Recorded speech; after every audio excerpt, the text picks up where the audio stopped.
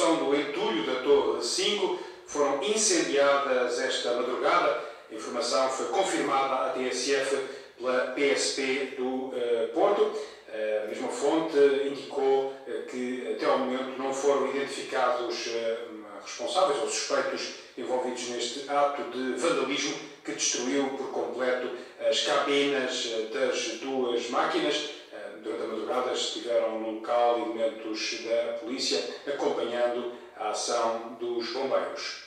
Daqui a pouco vamos saber o que pensam os mediadores imobiliários sobre a ideia de Helena Roseta, sugestão feita ao Governo, de tornar obrigatórias as inspeções técnicas às casas onde moramos. Antes, paramos junto ao quiosque para perceber a história que hoje faz a manchete do jornal britânico Independent. Um laboratório holandês criou uma estirpe particularmente perigosa do vírus da gripe das aves e os norte-americanos, Ruth Fonseca, receiam que os resultados da pesquisa possam cair em mãos erradas.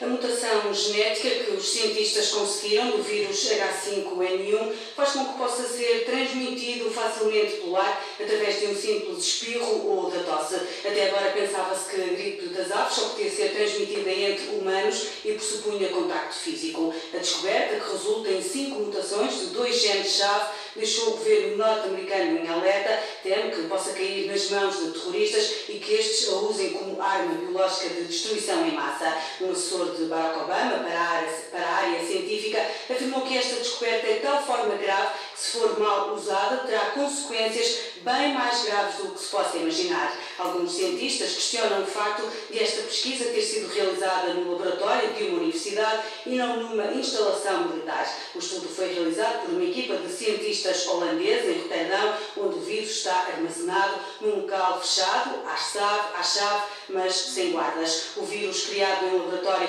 pode matar dezenas de milhões de pessoas. O Conselho Consultivo para a Biossegurança norte-americano está a analisar a descoberta para decidir se deve ser publicada ou retida a informação. O vírus H5N1 já infectou cerca de 600 pessoas em todo o mundo. 60% dos infectados acabaram por morrer. Estarão os cientistas a brincar com o fogo? Uma questão para tentar perceber adiante. O Governo poderá emagrecer ainda mais a proposta relativa às indemnizações em caso de despedimento. O Diário de Notícias avança hoje que o Executivo aponta agora para um cenário entre 8 a 12 dias de salário por cada ano de trabalho. Atualmente a indemnização é de 20 dias por ano e já se falava na hipótese de uma redução para metade. O Ministro das Finanças vai ao Parlamento dentro de 1 hora para falar com os deputados sobre a aplicação do memorando da Troika. Será certamente a oportunidade para confirmar o que há de novo relativamente a esta matéria. A conversa talvez passe pelo relatório do FMI, divulgado na noite passada, depois do Fundo ter autorizado o pagamento de uma nova fatia do empréstimo a Portugal. O Fundo considera que o país está no bom caminho para cumprir a meta do déficit acordada para este ano. No entanto, a instituição liderada por Christine Lagarde quer ver mais reformas quando regressar a Lisboa para novo exame. O FMI lembra, por exemplo, Isabel Meira, que o Governo tem de encontrar uma alternativa para compensar a manutenção da taxa social única. O FMI reconhece que foram alcançados bons progressos na implementação das medidas do programa, mas avisa que as reformas estruturais vão ser decisivas, tal como a continuação do apoio europeu. E falando de reformas decisivas, o Fundo Monetário Internacional assinala os avanços feitos pelo governo português no mercado de trabalho, sublinhando logo de seguida que é preciso dar outros passos para tornar a economia mais competitiva. A TSU ficou pelo caminho, mas para o FMI a decisão de não implementar uma desvalorização fiscal cria uma lacuna considerável na agenda de reformas que tem de ser preenchida com medidas alternativas. No parágrafo sobre o setor financeiro, o vice-diretor-geral da instituição, David Lipton, destaca os esforços feitos pela banca para aumentar o capital através de fontes privadas, mas lembra que pode mesmo ser necessário o apoio do Estado. O Programa de Ajuda Financeira a Portugal prevê 12 mil milhões de euros para a recapitalização dos bancos. O FMI nota que é importante assegurar que o quadro legal deste apoio não vai mexer nas leis de mercado e os bancos vão continuar a ser geridos numa base comercial. O cenário é de contração orçamental, de fraca procura externa. Para o FMI torna-se ainda mais decisivo garantir que a redução do peso dos créditos nas contas dos bancos não vai ser feita à custa de uma torneira demasiado fechada. É preciso ter atenção, diz o FMI, ao risco de uma contração excessiva dos empréstimos às empresas dinâmicas. Síntese do comunicado do Fundo Monetário Internacional, que acompanha a autorização para o pagamento de mais uma fatia do empréstimo a Portugal. Helena Roseta desafia o Governo a tornar obrigatória a inspeção periódica de edifícios, tal como já sucede com os automóveis e outros veículos. A vereadora, que tem o pelouro da habitação na Câmara de Lisboa, defende que as casas sejam classificadas com notas de péssimo a excelente.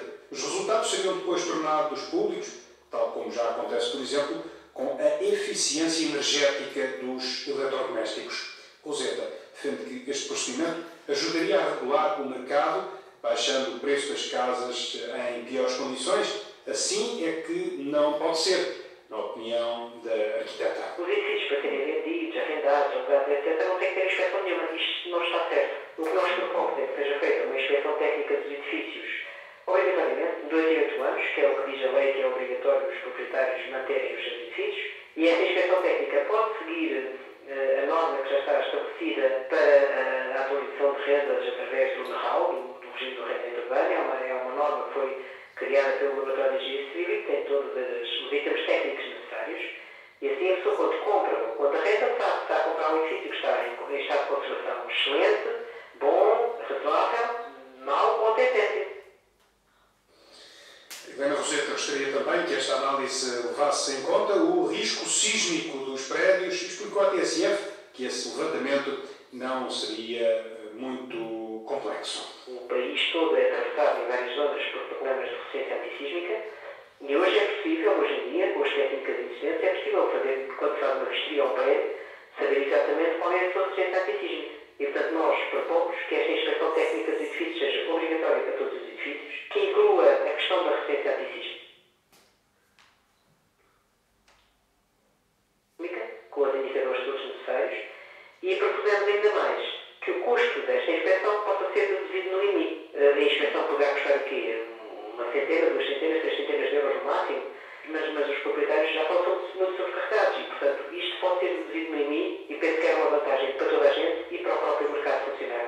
Uma proposta que a vereadora da Câmara de Lisboa, Helena Roseta, lançou ao Executivo. O gabinete da Ministra do Ordenamento do Território, contratado pela TSF, não quis fazer comentários à ideia de tornar obrigatória a inspeção periódica dos edifícios. Já o presidente da Associação dos Mediadores Imobiliários, Luís Lima, apesar de considerar que poderá haver alguma dificuldade na aplicação da ideia, considera que estamos perante uma proposta claramente positiva. É bom que as coisas tornem mais transparentes, sabemos exatamente quando iremos nos envolvam, quais as condições dele e se põe em causa a questão de manter a segurança das pessoas. Portanto, acho que isso é extremamente positivo.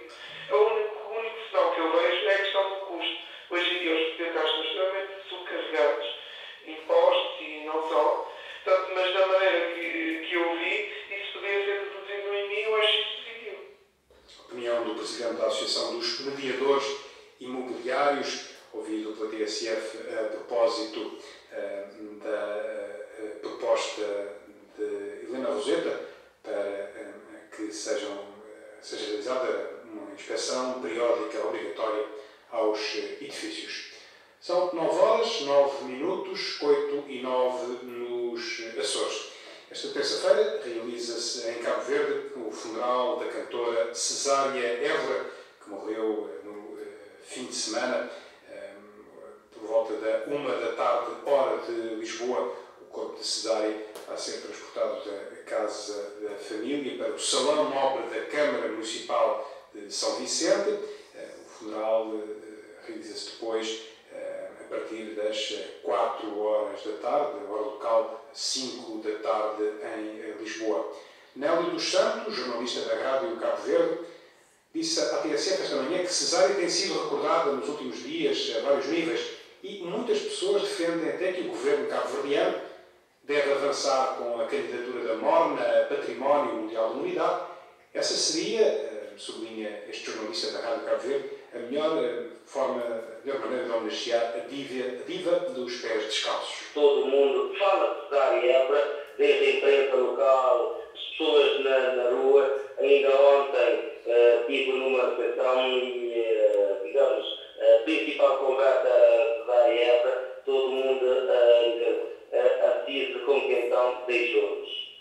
essas conversas na rua, nos cafés, as pessoas acham que ela está a ter a homenagem que merecia? Digo sim e não. Ontem, depois de alguma pressão, sobretudo nas redes sociais, o Governo acabou por anunciar um funeral de Estado de Cesária Évora. Há também quem diga que a melhor forma de homenagear a Cesária Évora será reconhecer a morte como património da humanidade.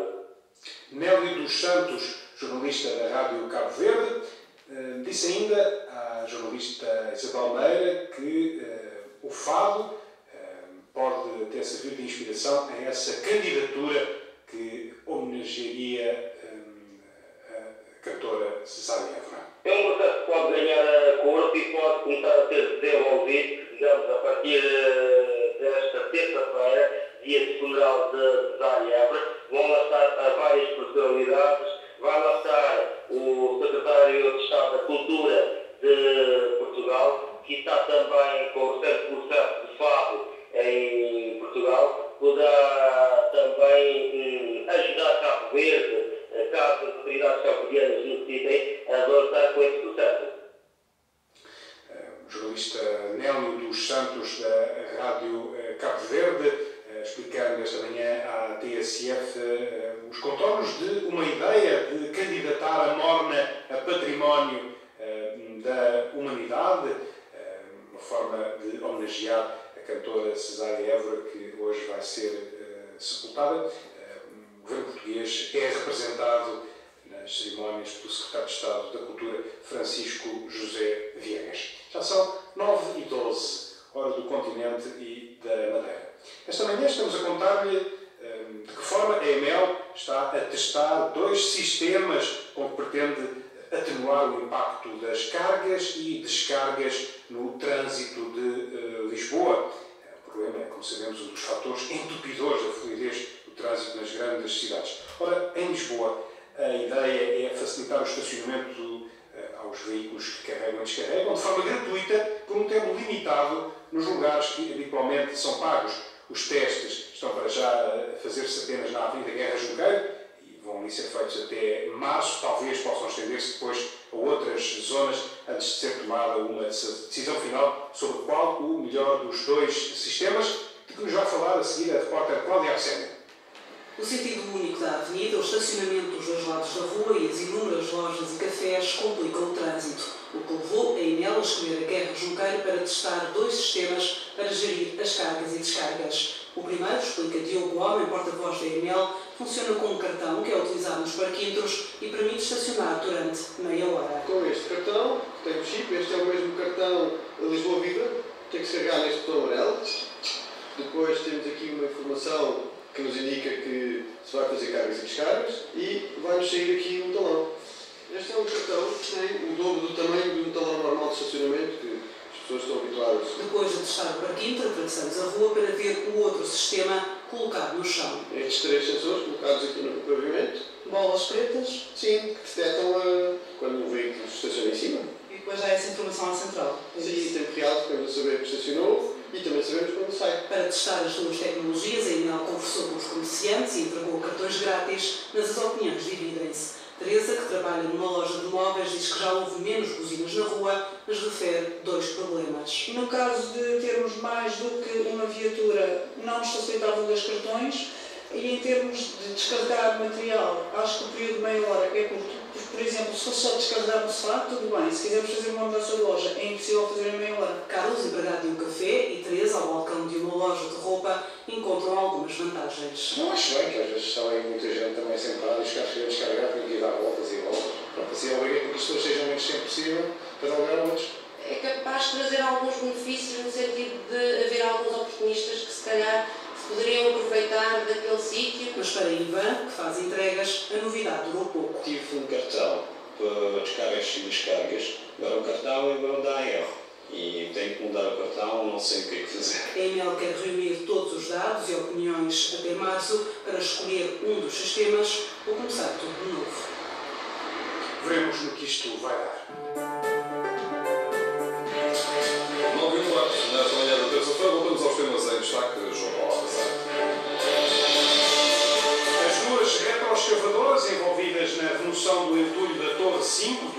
Parque do Aleixo, no Porto, foram incendiadas esta madrugada. A informação foi confirmada à TSF pela PSP do Porto. Não há ainda suspeitos responsáveis por este ato de vandalismo. Um laboratório holandês criou uma estirpe particularmente perigosa do vírus da gripe das aves e os norte-americanos receiam que os resultados da pesquisa possam cair em mãos erradas, transformando-se em arma biológica. Notícia esta manhã no jornal britânico The Independent. Estas e outras notícias em tsf.pt.